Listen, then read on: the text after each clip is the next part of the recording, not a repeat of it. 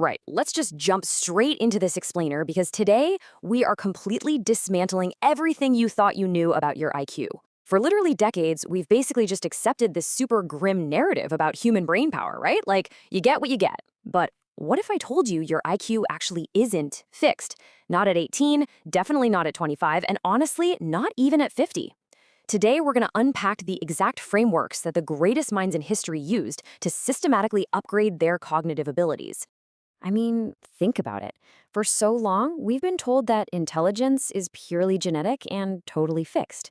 Just something you're born with, and, well, you're stuck with it. Kind of an intimidating thought, isn't it? This whole idea that your mental ceiling is just predetermined from day one. But here's the thing. The absolute smartest people in history, they tell a remarkably different story. And modern neuroscience is finally catching up to how they actually lived and worked.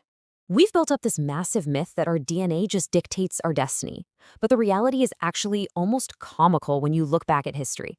Get this, Albert Einstein, he was literally considered slow as a child. Charles Darwin was just this average student who absolutely hated memorization. And Thomas Edison was actually expelled from school and labeled unteachable. No, seriously.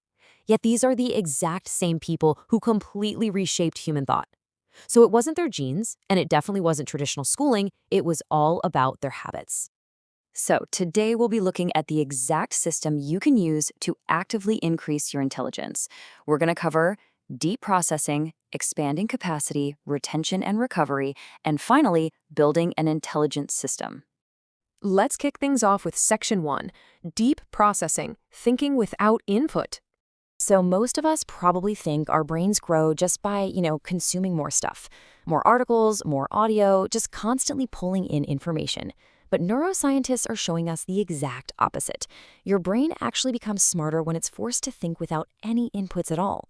When you strip away all those distractions, you activate this incredibly powerful neural pathway called the default mode network. And this is the exact system that's responsible for abstract thinking, sudden flashes of insight, long-term reasoning, and deep, deep creativity. Einstein was a total master of this network. He wasn't always just sitting at a desk crunching numbers. He did these profound thought experiments. He'd literally just walk alone for hours with absolutely zero books, no notes, just asking himself these bizarre, almost beautiful questions, like, what happens if I chase a beam of light? Or what happens if gravity bends space? And modern studies totally back this up. People who regularly engage in this kind of undistracted thinking, they score noticeably higher in problem solving and strategic reasoning. So how do we actually apply this? Well, you need to implement smart habit number 1. Take daily thinking walks. No phone, no music, absolutely zero input. Now, fair warning here. When you first try this, it's going to feel completely agonizingly boring. You'll find yourself reaching for a phone that isn't even in your pocket. But eventually, that boredom turns into genuine insight.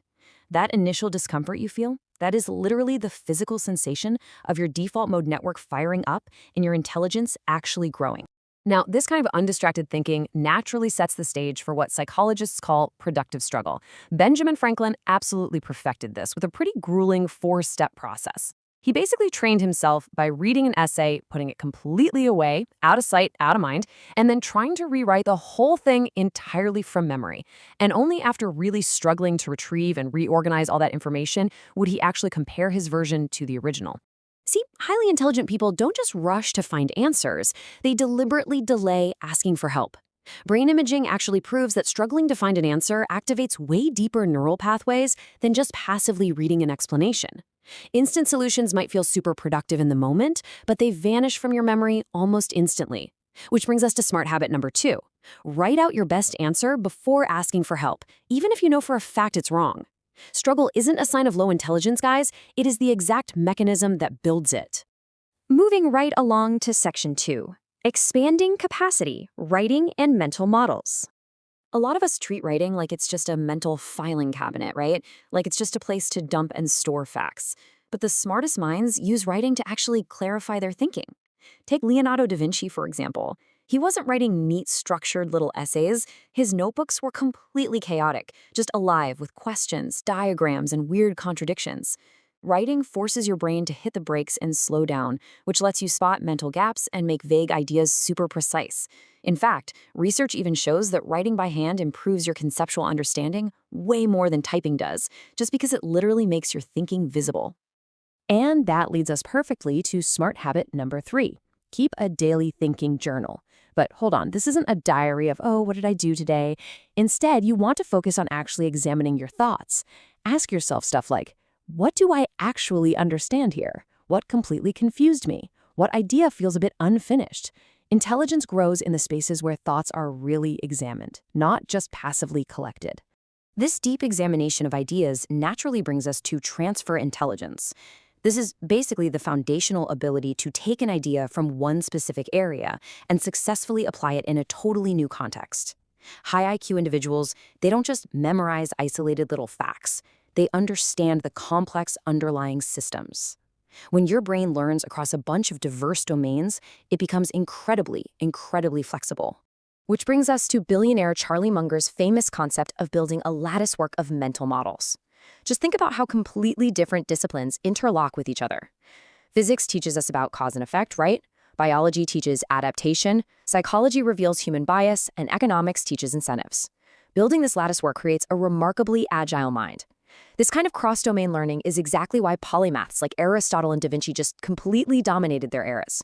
And modern research totally confirms this. Cross-domain learners show much, much higher fluid intelligence. So to boost your own fluid intelligence, here is smart habit number 4. Challenge yourself every single week to learn one conceptual idea completely outside your normal field of expertise. You definitely don't have to become a master or anything, just try to understand the core concept. Just watch what happens when completely different ideas start randomly connecting in your mind. All right, on to section 3, retention and recovery, memory and cognitive rest. Consider the sheer genius of Nikola Tesla. He actually used deliberate memory training to visualize complex machines, rotate them mentally, and even test them for wear and tear entirely in his mind before he ever built a single physical prototype. It's wild. Ancient scholars actually understood a secret that we've kind of forgotten today. Memory isn't just some separate innate talent that you either have or you don't. It is absolutely foundational to high intelligence. Techniques like visualization, they don't just store data, they literally rewire your neural networks. In fact, MRI studies show that people who actively train their memory develop significantly denser and way more efficient brain connections. So, your 5th smart habit is active recall. Basically, before you go back to review your source material, try to explain and teach the ideas you just learned without relying on your notes at all.